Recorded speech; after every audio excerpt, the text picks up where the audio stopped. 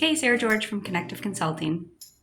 I want to talk to you about social media and why I don't put much stock in it, and you might not have to either. Social media is a great tool, and we've seen it on the rise for the past decade, and it is almost essential to have some type of social media presence. However, it's not the only avenue to grow your business or the only way that people hear about you. In fact, it can kind of do more harm if you sometimes are on social media, sometimes not. So here are some reasons why I don't participate as heavily in social media, and a lot of my clients don't need to either. The type of business that I operate and a lot of my clients is really more successful with relationship building. So rather than putting out a social media post of telling people about your program or product, an actual call, email, text, something to your group, your network, your tribe is going to be more successful than sending it out to the masses.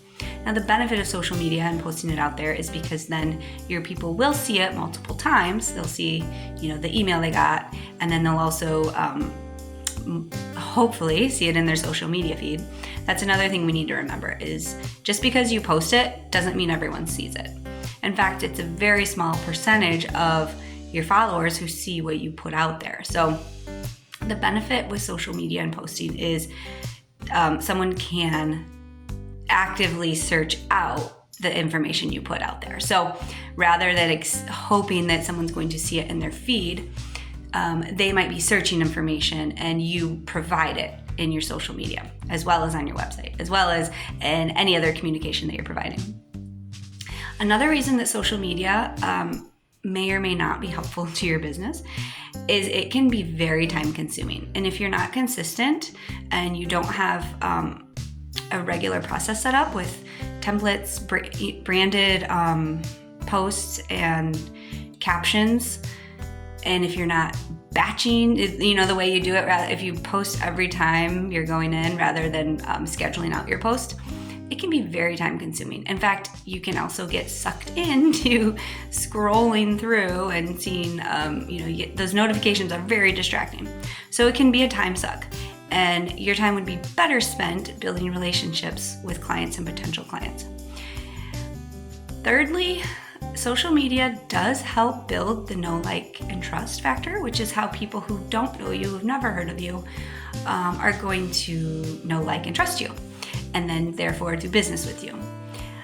I suggest that you spend that time with your know, like, and building your know, like, and trust factor with your own network. Again, this is how you get word of mouth referrals, and not only building with your direct first and second connections. Go on their, show up in their places. So if they have a podcast or if they have a newsletter, something you can contribute to. If they're part of a service club that you could show up and network at, you're better off to do the old school social, which is showing up, being real. And finally, if you are using social media, remember that it is social.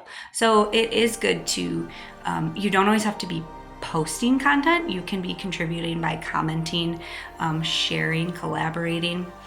There's other ways to use social media rather than just churning out content.